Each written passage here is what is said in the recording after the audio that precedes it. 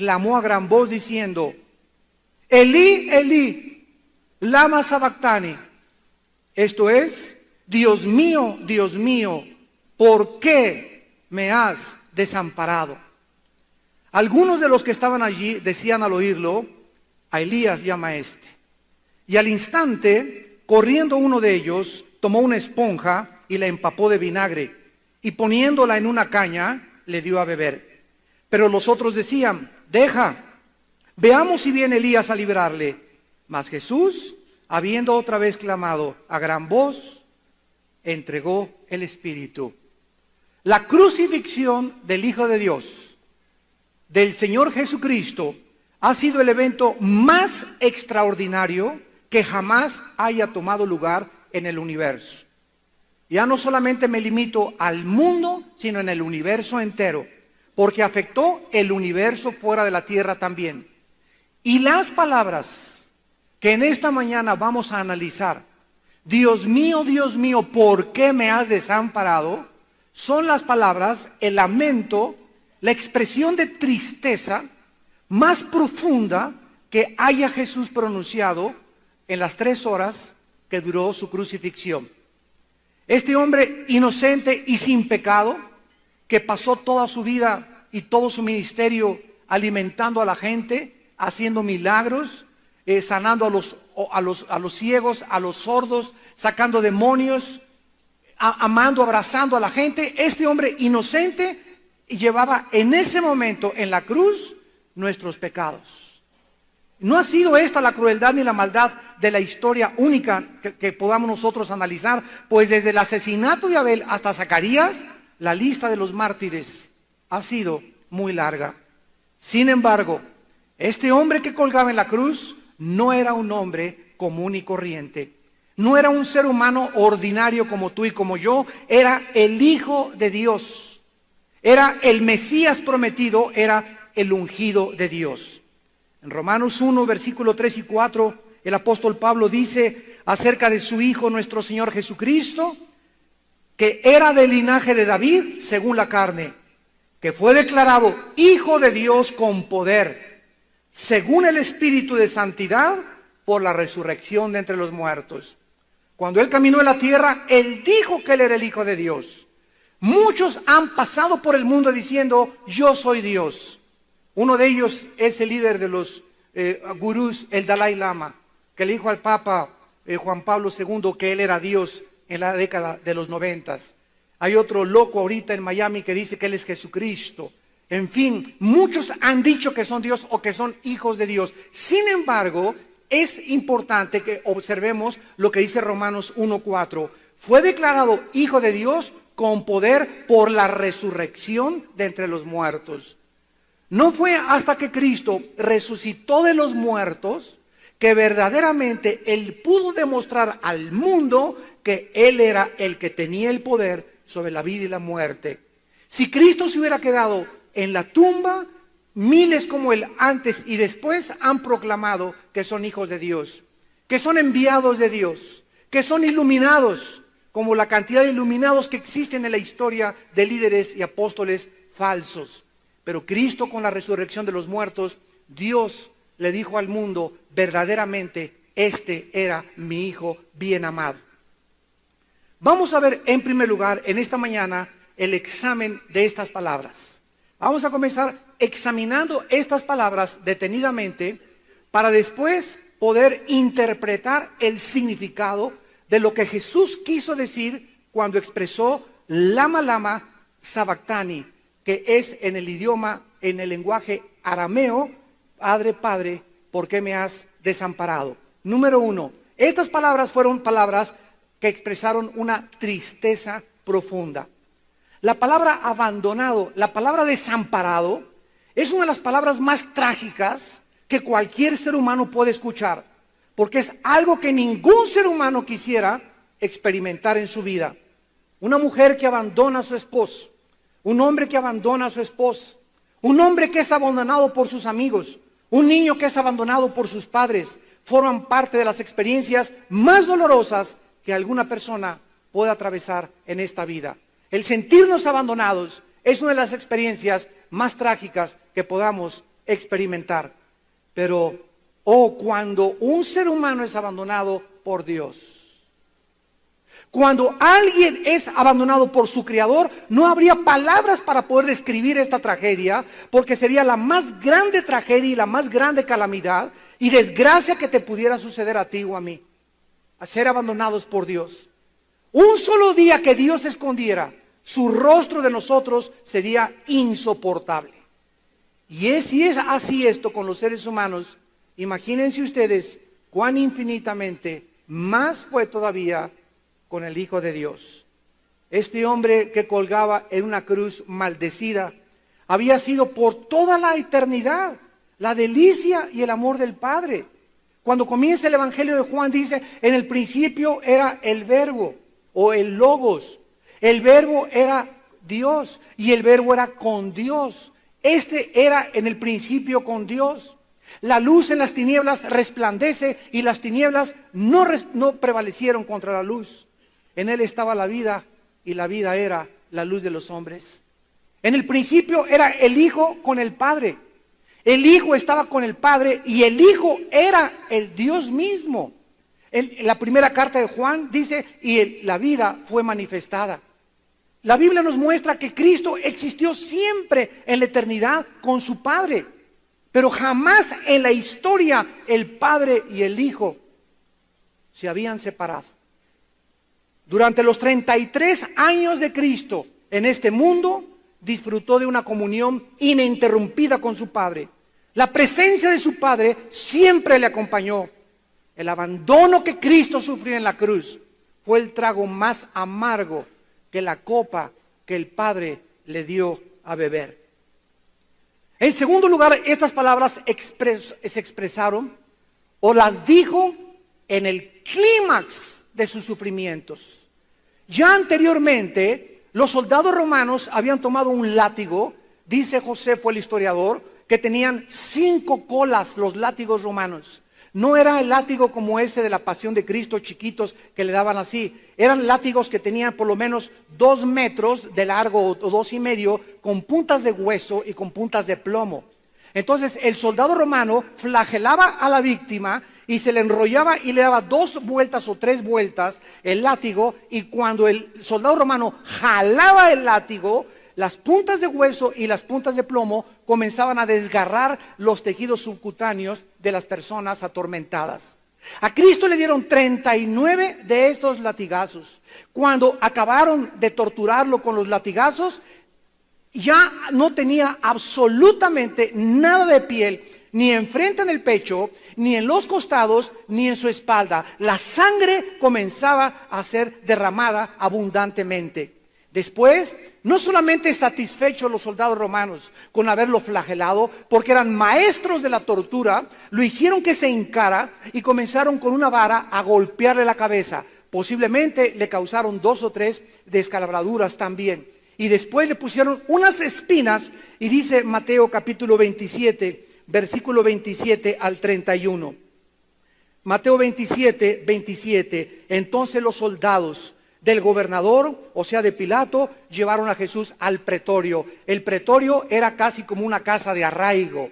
El pretorio era como un cuarto de tortura. El pretorio era el lugar donde nadie podía entrar, porque los soldados no querían que nadie viera la crueldad como ellos martirizaban a sus víctimas. Lo agarraron de las greñas a Jesucristo y lo metieron a ese cuarto que es el pretorio, que es donde se juntan todos los soldados romanos expertos en crueldad y en ejecutar a sus víctimas. Dice la Biblia, lo llevaron al pretorio y reunieron alrededor de él a toda la compañía. O sea, todo un batallón de soldados romanos alrededor de Cristo, con el único propósito de torturarlo, de hacerlo sufrir, de hacerlo llorar y de tal vez decirle que se arrepintiera, que él no era lo que él había dicho, lo que le habían inventado, que él había dicho que era. Y desnudándole, qué vergüenza cuando te torturan encuerado.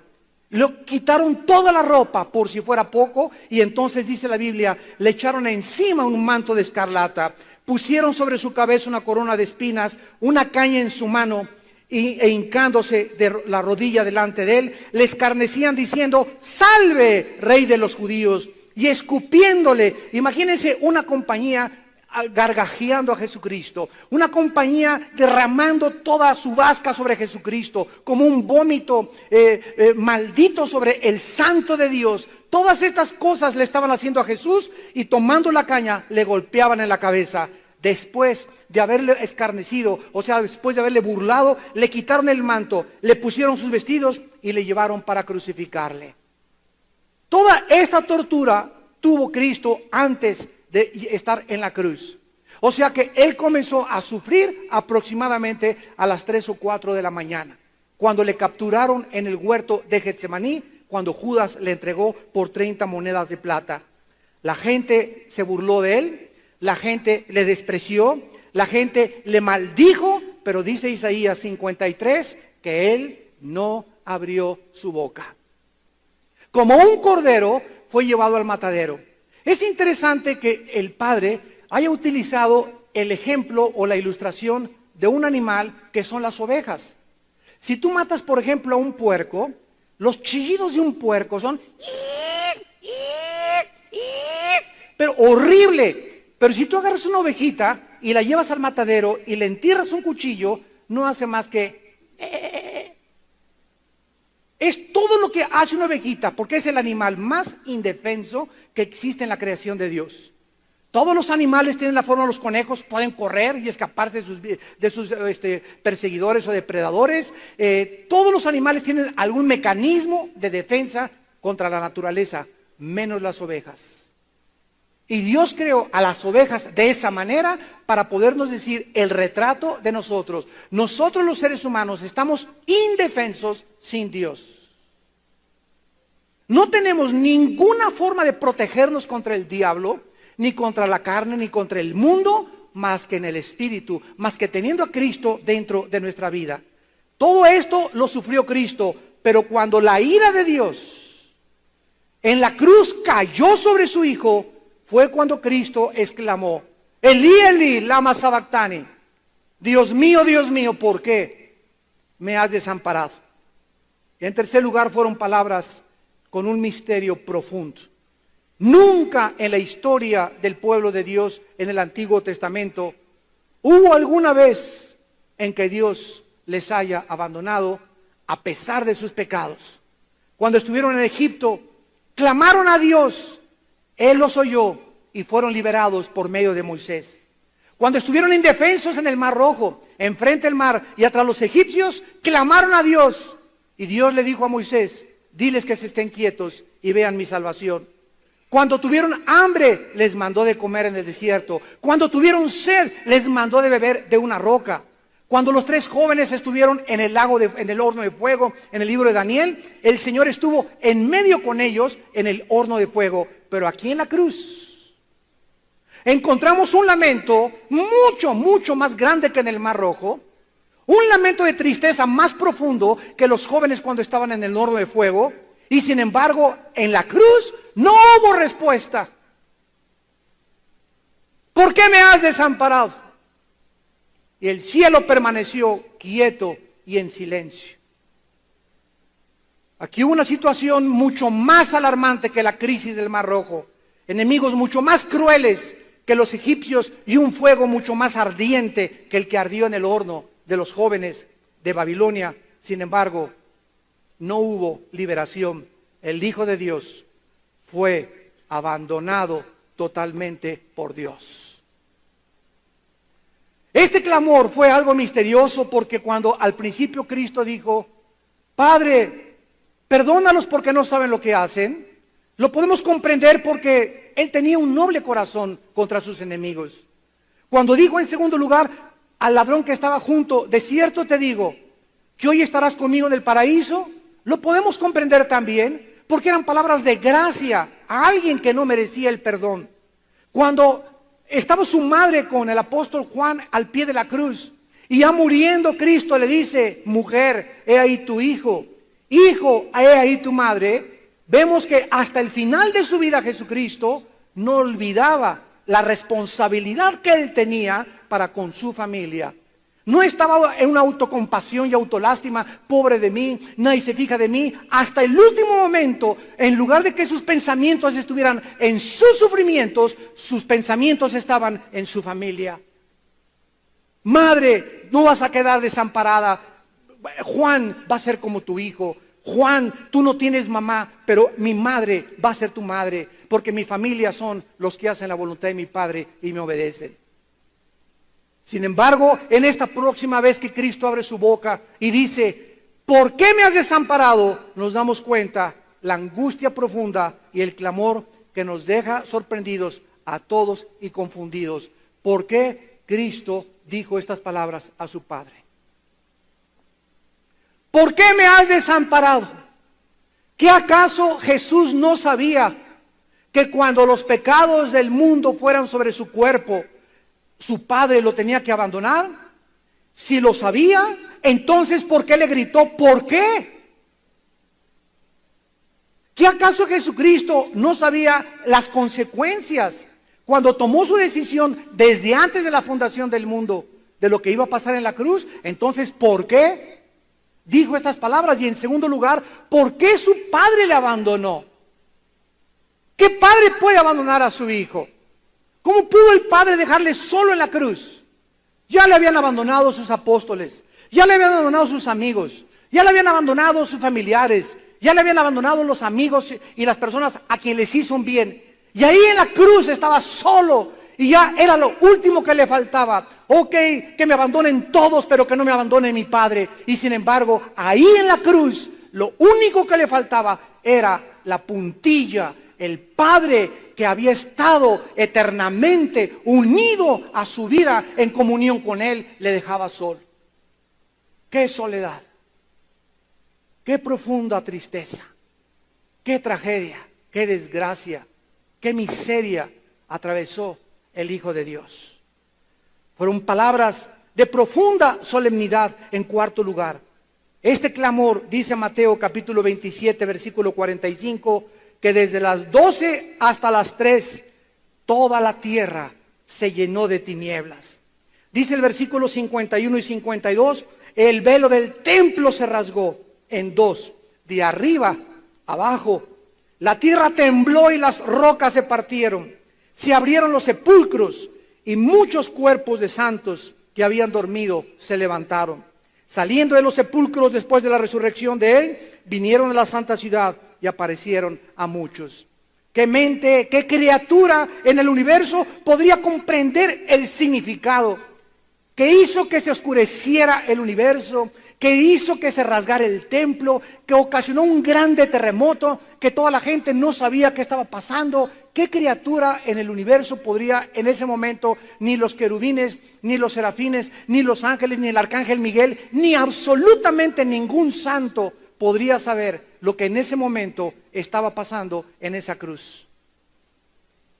Pero aunque estas palabras de increíble tristeza, dolor y angustia, misterio y profundidad son algo que nos asombra, lo más maravilloso de todo es que Dios no nos ha dejado en ignorancia acerca de lo que significó. Aunque es verdad que fue un clamor misterioso, al mismo tiempo se nos revela en la Biblia la bendita solución de por qué Jesucristo exclamó estas palabras. La Biblia nos revela que estas palabras de Cristo, al contrario de lo que alguien pudiera imaginarse, estas palabras nos revelan el inmenso amor de Dios por nosotros.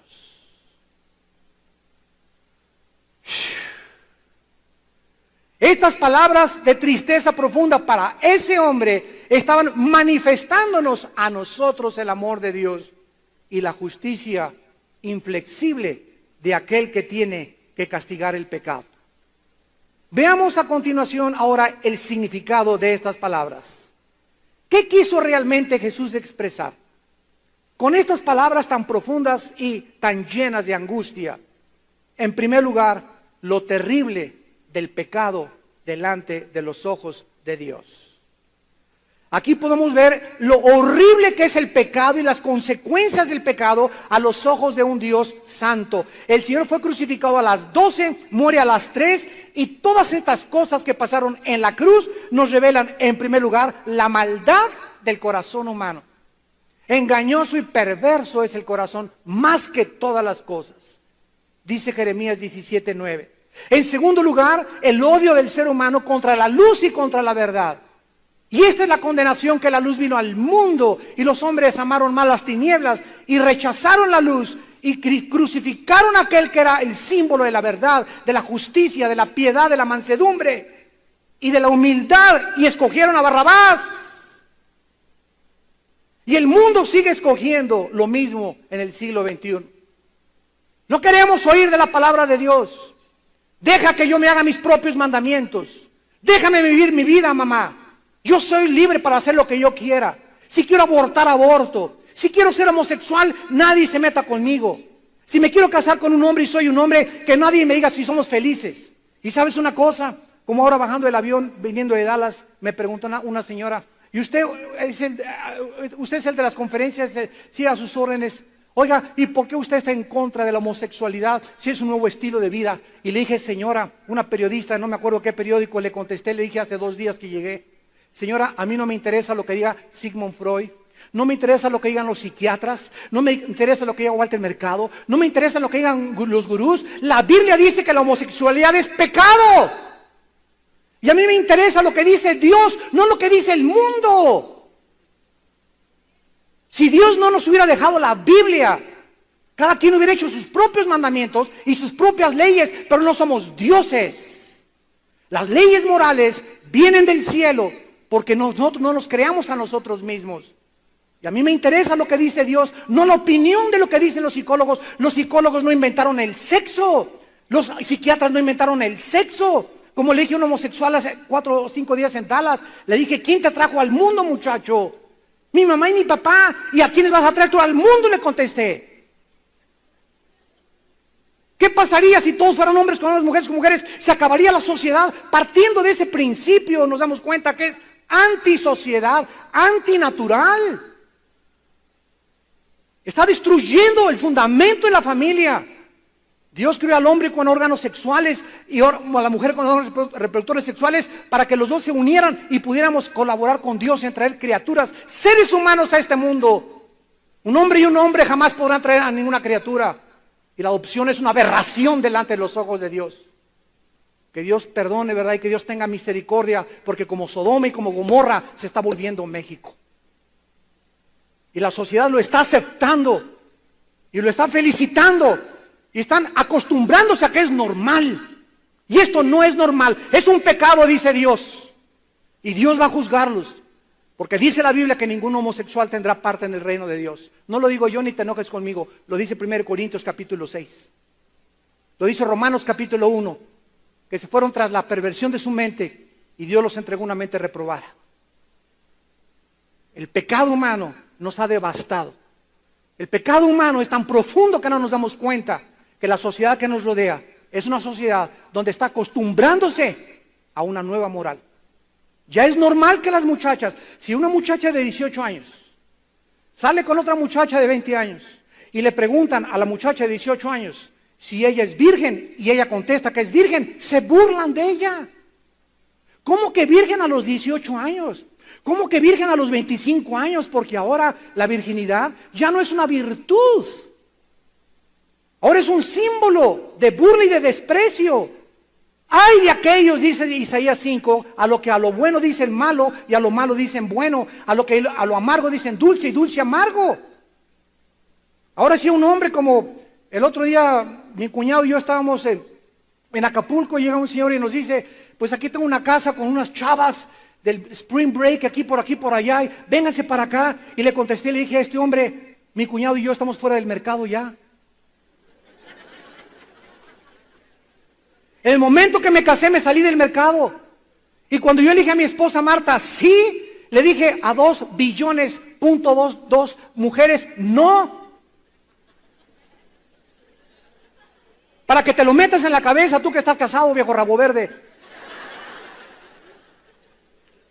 El matrimonio es santo a los ojos de Dios y Dios bendice la fidelidad y Dios bendice la pureza sexual. Y tenemos que entender esto. Dios es el que creó el sexo y Él es el único que tiene la autoridad para decirnos cómo, cuándo y dónde se usa el sexo. Ningún psicólogo, ningún hombre, nadie puede decirnos, ni expertos en sexología. Ellos no crearon el sexo. No tienen ningún derecho. Alguien que fabricó un Cadillac de meterse a decir que necesita un motor de Volkswagen. Los fabricantes de Volkswagen saben cómo funciona el motor de Volkswagen y cuando se me descompone no lo llevo a la Cadillac ni a la Chevrolet, lo llevo a la Volkswagen. Cuando nos descomponemos no vamos con el psiquiatra y el psicólogo, vamos con Dios. Él nos fabricó. Él sabe cuando estamos descompuestos y qué nos hace falta. La cruz revela el odio que el ser humano tiene contra Dios. Porque si siendo enemigos, dice Romanos 5:10, fuimos reconciliados con Dios, así es, antes de ser cristianos éramos enemigos de Dios. Yo siempre creí en Dios, me contesta una señora, mi respuesta es, ¿en qué Dios? Doña Pachita, la bruja de Tlatelolco, tenía 15 dioses. Los griegos tenían 6 millones de dioses. Otras religiones le llaman Alá a Dios, otros le llaman, tienen miles de deidades, otros se inclinan ante las estatuas. Señora, cuando usted me dice que cree en Dios, ¿de quién me está hablando? ¿Quién es el Dios de que me está usted hablando? Porque el diablo no es ateo. Ahora, si usted me dice, yo creo en Dios, el Dios y Padre de Jesucristo, el que hizo la Biblia, entonces usted es mi hermana y estamos en la misma familia. Porque solo hay un Dios vivo y verdadero, manifestado en la Biblia y por Jesucristo, el Padre de las luces, en el cual no hay sombra ni variación alguna. La cruz revela la profundidad del pecado humano, la increíble ingratitud de nosotros que tenemos, y en la cruz fue exhibida la santidad de Dios. La Biblia dice, sean santos porque yo soy santo. La santidad de Dios le demanda castigar el pecado, porque la paga del pecado es la muerte. Romanos 6:23. Y cuando Cristo llevaba nuestros pecados en nuestro lugar, identificándose con nuestros adulterios, nuestros robos, en Cristo fueron puestos robos, adulterios, asesinatos, terrorismo. Los pecados de los seres humanos fueron puestos en su cuerpo. Y como Dios es un Dios santo, no podía en el momento en que Él llevaba nuestros pecados, no podía el Padre estar en comunión con Él. Tenía que separarse de su Hijo. Y algo misterioso pasó en la cruz en ese momento, cuando Él gritó, Dios mío, ¿por qué me has desamparado? Él sabía por qué lo había desamparado, lo dijo para que nosotros supiéramos que había sido abandonado por su Padre. ¿De qué otra manera nos podía comunicar Dios que había abandonado a su Hijo, más que en ese grito, en ese clamor profundo, desesperado de la garganta del santo y el justo de Dios? Para que supiéramos que Dios no va a permitir que tú mueras en pecado. Y si Dios, dice en Romanos 8:31 y 32, no escatimó a su Hijo, no perdonó a su Hijo, ¿tú crees que te va a perdonar a ti? Si Él no tuvo en ese momento la compasión, la misericordia para poder estar con su Hijo, sí, hijito, voy a estar contigo siempre, siempre. Si en ese momento su Hijo, por causa del pecado, fue abandonado por Dios, imagínate el abandono que tú vas a sufrir de Dios en el infierno. ¿Qué es el infierno? El abandono eterno de Dios. La eterna separación del santo. Y si en esta vida no estás a gusto con la santidad, por eso no vas a ir al cielo, porque para que vayas al cielo necesitas haber sido santo. Pero aquí no te gustaba ser santo, a ti te gusta más la dolce vita. Te gustan más tus mandamientos, te gusta más el pecado, te gusta más la homosexualidad, el robo, la tranza, el adulterio, etcétera, etcétera. Entonces vas a estar muy contento en el infierno. Porque en el infierno no va a haber nadie que no haya sido antes amado por Dios. Antes Dios los amó, porque de tal manera amó Dios al mundo que dio a su Hijo unigénito. En segundo lugar, ahí en la cruz se manifestó la ira de Dios. Porque la ira de Dios, dice Romanos 1:18, se manifiesta contra toda injusticia de los hombres que detienen con injusticia la verdad. La ira de Dios sobre el pecado es porque Dios tiene que castigar el pecado. Y para que no te castigara a ti Dios, y para que Dios no me castigara a mí tampoco, nos dice que alguien llevó nuestros pecados en la cruz del Calvario. Y si yo creo que Jesucristo murió en mi lugar, ahora me dice Dios, Armando, tú ya eres libre de toda condenación. Romanos 8:1. No hay ninguna condenación, no hay ningún juicio, no hay ninguna crisis con los que están en Cristo Jesús. ¿Por qué? Porque toda la vida vivimos agradecidos de que alguien se sacrificó en nuestro lugar. Cristo lleva la ira de Dios, Cristo lleva el juicio de Dios, Cristo lleva el castigo de Dios en nuestro lugar, para que tú y yo sepamos que Dios nos ama. Para que sepamos que Dios nos ama. A mí me perdonó Dios, a ti te perdonó Dios, a su Hijo no lo perdonó.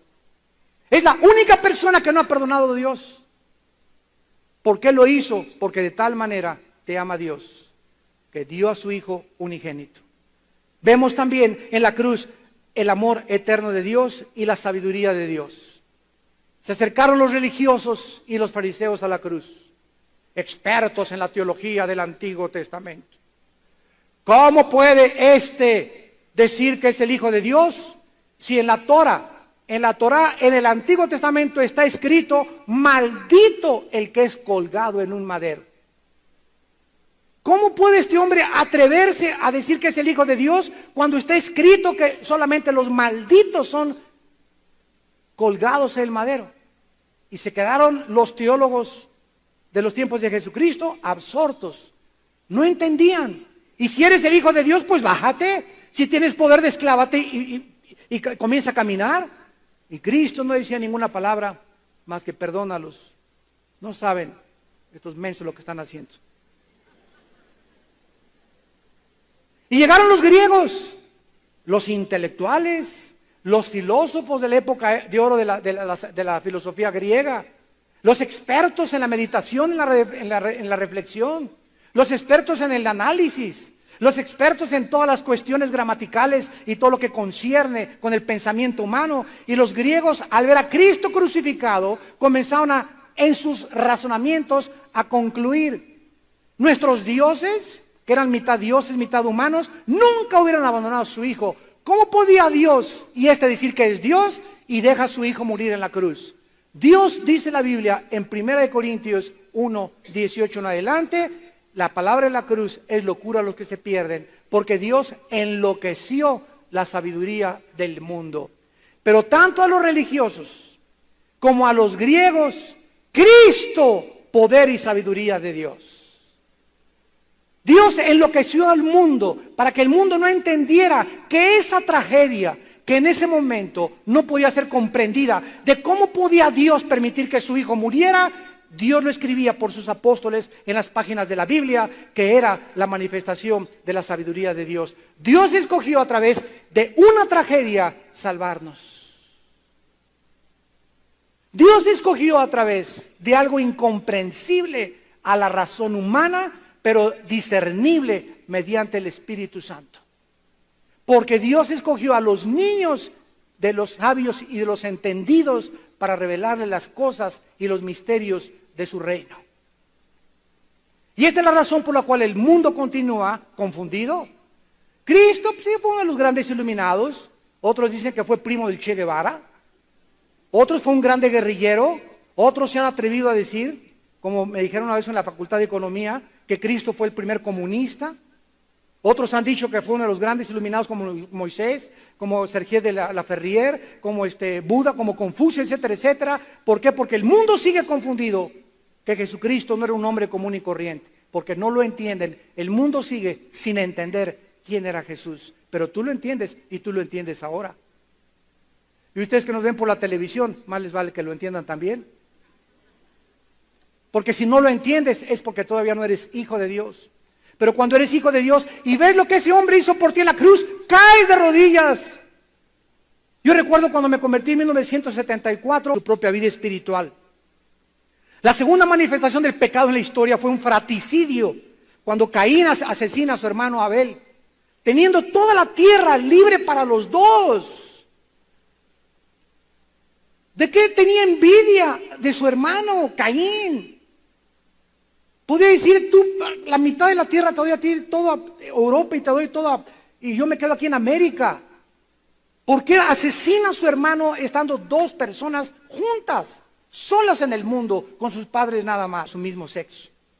Se corrompió la sociedad. Y Dios dice que como Sodoma y Gomorra y como los días de Lot, la sociedad se convertirá antes de que Él regrese. Pero en la cruz, el pecado alcanzó su clímax cuando crucificamos al Hijo de Dios. Es el clímax de la maldad humana, del odio contra la luz y del odio contra la verdad. Al santo y al justo, cuélguenle. Nunca vendió marihuana, nunca fue traficante, nunca robó a nadie, nunca dijo una grosería, nunca dijo algo que no fuera santo de sus labios. Y sin embargo, el odio que se vuelca contra él en el palacio de Pilato, no queremos a Cristo, queremos a Barrabás. Suelta al traficante, suelta al terrorista, suelta al ladrón, suelta al bandido, crucifica al justo y crucifica al santo. Ahí estamos todos nosotros representados en esa cruz. Y finalmente podemos entender Getsemaní. Antes de que fuera la cruz del Calvario, Jesucristo, la noche anterior, tomó a los discípulos y se fue a un huerto llamado Getsemaní. Cuando vayan a Israel, no se pierdan visitar Getsemaní. La palabra Getsemaní significa aceite prensado. Aceite prensado, escríbelo. O sea, algo que aprieta y que hace que salga el aceite. Cristo ahí en Getsemaní comenzó a entristecerse en su alma. Cristo sabía exactamente que a las 3 de la tarde del otro día iba a morir. Cristo sabía exactamente el día, la hora, los segundos, la semana, el mes, el año en que iba a morir. Sabía el tiempo que le quedaban, 3 años y medio nada más, para cumplir la misión de su Padre. Y ahí en Getsemaní Cristo comenzó a entristecerse en su alma. Y entonces le dijo a 3 de sus más cercanos colaboradores: acompáñenme por favor a orar, porque mi alma está angustiada hasta la muerte. Y entonces Cristo se hinca y comienza a gritarle al Padre: si es posible, en otras palabras, Padre Santo, yo sé que para esta hora he llegado. Glorifícame con aquella gloria con la que tuve contigo antes de que el mundo fuera. Pero en la humanidad de Jesús, porque era 100% humano y 100% divino, Él tenía que experimentar lo que nosotros experimentamos en este cuerpo que tenemos. Y ahí en su humanidad le dijo: Padre, yo sé que para esta hora he llegado, pero si es posible, ¿habrá otro camino para salvar a la humanidad? ¿No les podrás decir: Padre Santo, pórtense bien mis chiquilines? Cada quien siga su religión y nos vemos al final ahí en el cielo. ¿No les puedes decir que con sus religiones, cada quien con su religión, todas las religiones salvan, como se ha propagado equivocadamente y filosóficamente? Padre, ¿no podías mandar al arcángel Gabriel? Mira, es muy bueno el arcángel Gabriel. Nunca ha pecado, no se rebeló contra ti. Miguel es un santo. Tus querubines que te dicen santo, santo, santo, ¿no podrías mandar a uno de ellos y que ellos pagaran por los pecados de los seres humanos? Y la Biblia dice, santos de Dios, que en la sabiduría infinita y profunda del Padre no existía ninguna otra alternativa, porque sin derramamiento de sangre no hay remisión de pecados. Hebreos 9:22. La única forma en la que Dios podía salvarnos era Él mismo, tomando forma humana, naciendo de una virgen, extender sus brazos para que fuera de la cruz nadie pudiera creer que hay salvación. Y esta es siempre mi argumentación con las personas que me alegan que todas las religiones salvan. Si las religiones salvaran, ¿para qué murió Cristo? Pregúntate lógica y racionalmente. Fue un desperdicio Entonces, ¿para qué murió Cristo si las religiones son suficientes para salvarnos? Porque tuvo que sufrir lo que sufrió Cristo y ser abandonado por su Padre en la cruz. Pero sin derramamiento de sangre no hay perdón de pecados. Eso fue lo que Dios escogió y lo que Él determinó en su infinita y sabiduría universal.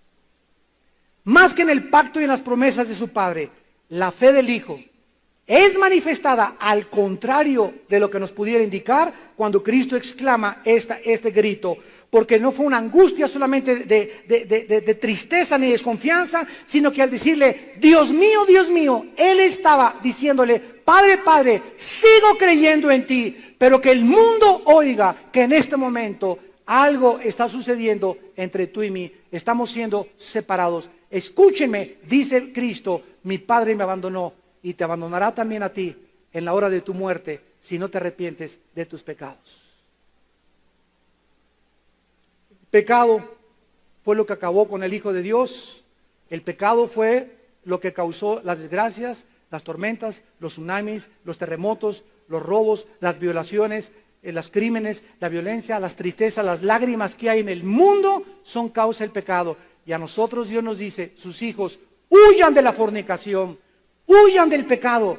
Todo aquello que tenga semblanza de mal, que vaya contra mis leyes, no te acerques, hijo mío. No permitas que tus pies se aparten de la senda de la justicia y de la verdad. Sigue la santidad, porque sin la santidad nadie podrá ver a Dios. Padre, te damos gracias por tu palabra en esta tarde.